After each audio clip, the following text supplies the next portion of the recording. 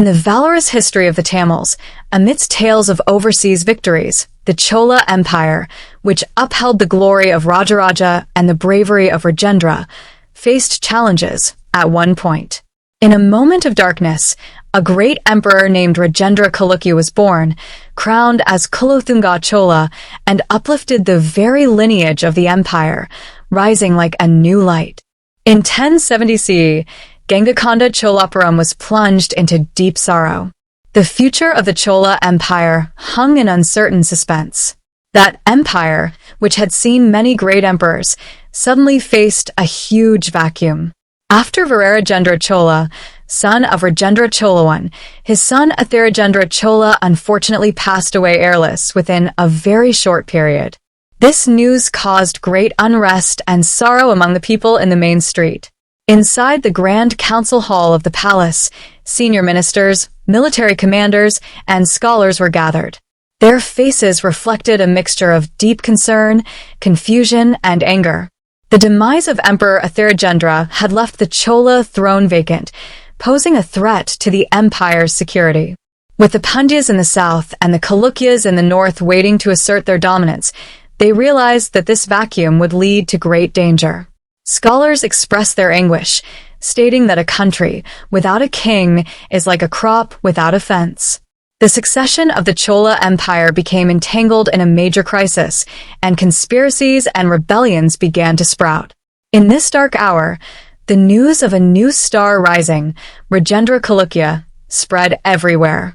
He was practicing by swirling his sword in his training ground. Only determination was visible on his face.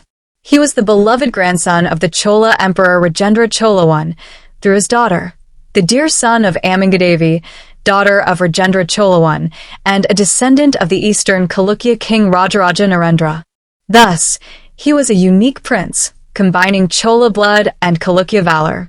Having grown up in the palace of Kalinga Chola I since childhood, he had gained field experience and administrative training by serving in the armies of great emperors like Rajendra Chola, Rajadharaja, and Virajendra. His sharp intellect, courage, and the Chalukya Chola connection made him worthy of the throne. The chief minister, in this critical time, pleaded that Rajendra Chalukya alone was fit to ascend the Chola throne and that the people expected him. Rajendra Chalukya, with determination and majesty, replied that he would never allow the empire founded by his grandfather Rajendra to crumble, that the glory of the Cholas would be protected, and that this throne was his duty, and he would uplift his lineage. In 1070 CE, Rajendra Chalukya, overcoming all conspiracies and confusion, ascended the throne of the Chola Empire. He adopted a new name, Kulothunga Chola I, meaning one who uplifted the lineage. A new chapter began in Chola history. A new dynasty emerged with new hope. The rule of the Chola Chalukya dynasty began. The people saw him as a guiding light leading them towards the future. Kulothunga's coronation was not the end of challenges. Rather, it was their beginning. Outside the fort gate of Kalinga Chola I, Kulothunga's army gathered. Enemies began to raise their heads in both the south and the north. The empire was not yet fully stabilized. On the borders of the Pandya country, Pandya forces were attacking Chola territories, burning villages.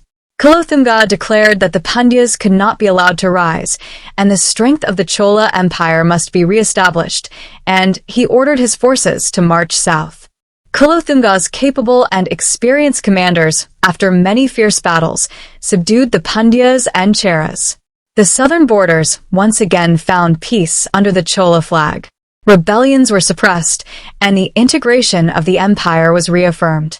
However, a new challenge arose from the northeast. The Kalinga king refused to pay tribute to the Chola Empire, directly challenging Chola dominance. Kulothunga engaged in deep discussion with his loyal general Kalingattupparani.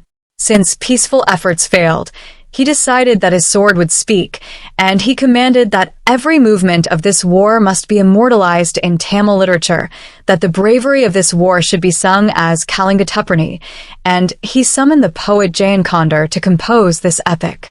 Kalingattupparani accepted the king's command and replied that he would make Kalinga bow its head. From 1110 to 1111 CE, by Kulothunga's command, a mighty army set out towards Kalinga.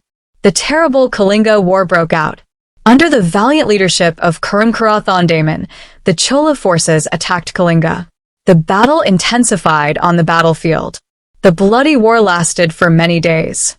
Before the extraordinary assault of the Chola warriors, the Kalinga forces retreated. Finally, the Kalinga king was defeated, and the glory of the Chola Empire was re-established. This war remains immortalized by Jayankondar's epic, Kalingattupparani, which proclaimed the strength of the Chola navy and land forces. At the pinnacle of victory, Kulothunga adopted a different diplomatic approach regarding Sri Lanka.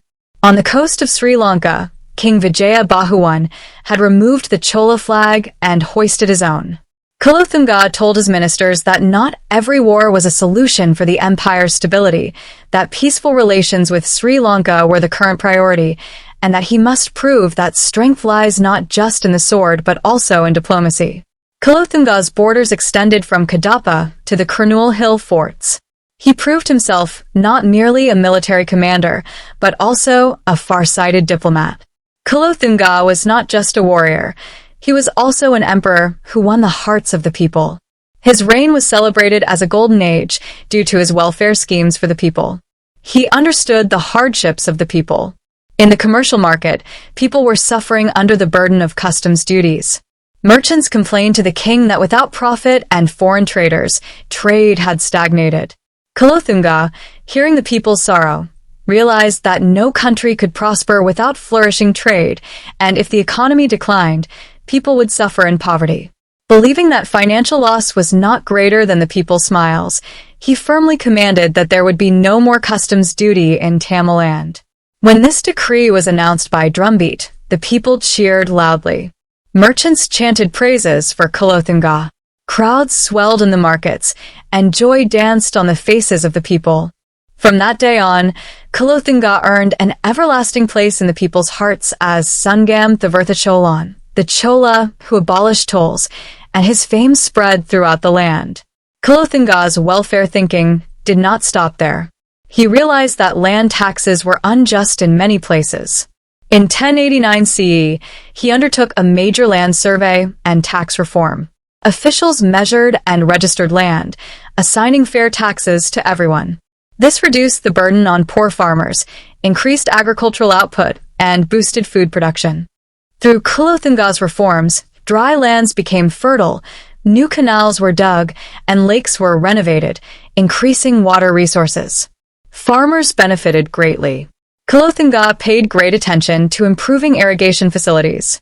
Many new lakes and ponds were dug. Canals and lakes that had been in use for centuries were renovated. Schemes like Vatadi Vaikal, channel for irrigation, or Vaikal, village channel, and Nata Vaikal, country channel, were implemented. This significantly increased agricultural yield. Kulothunga further strengthened the unique village self-governance system of the Cholas. Each village functioned as a self-governing unit. Various village assemblies like Ur, Sabai, and Nagaram, along with their subcommittees called Variums, functioned efficiently. The Nyaya Varium administered justice, the Ari Varium protected water bodies, the Thada Varium maintained village gardens, and the Pan Varium managed financial administration. The members of these committees were called Varya Paramakal. Kulothunga listened to the grievances of the people and dispensed justice. This is proof that his administration was people-centric. During Kulothunga's reign, the wealth of the Chola Empire multiplied. Trade relations with global nations strengthened. Not only agricultural products, but also overseas trade filled the Chola treasury. Large Chinese merchant ships docked in the ports. Kulothunga commanded his ministers and envoys to build a bridge of friendship with the Chinese emperor, to send their merchants there to spread the glory, culture, and goods of the Cholas across the world. In 1077 CE, Kulothunga sent a large delegation of 72 merchants to China. This is a significant event in Indian history. The export of Chola products like silk, spices, precious gems, elephant tusks, and valuable metals, and the import of Chinese goods flourished. The Cholas' overseas trade continued with Southeast Asian countries like Malaysia, Indonesia, Srivijaya, and Kedah.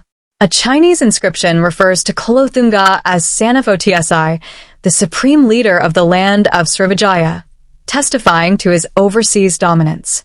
Visakhapatnam was named Kulothunga Chola I after him and became an important trade center.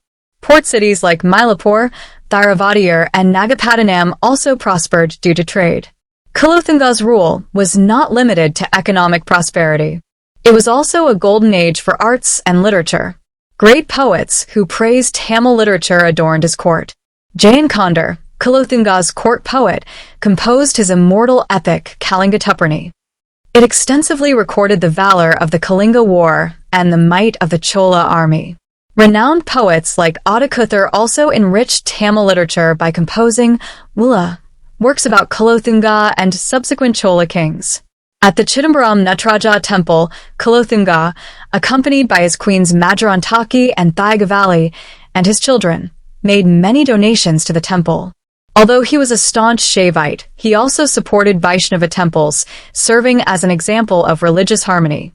Chola period bronze sculptures, especially Nataraja sculptures, reached their zenith during this period and gained worldwide fame.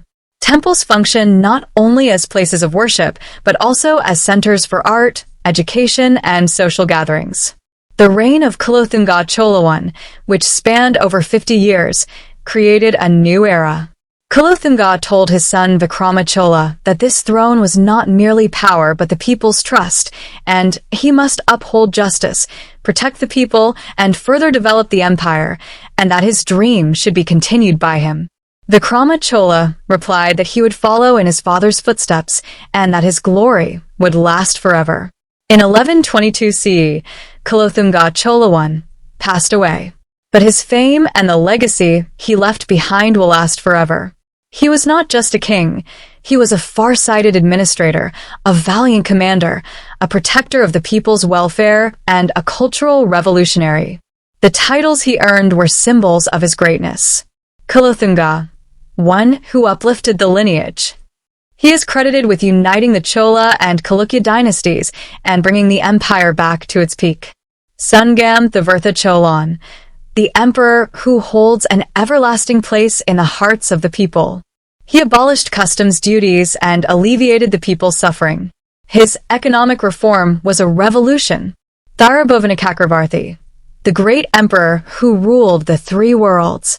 A title denoting his vast rule and victories. Konaran Makondan, one who possesses all wealth and respect.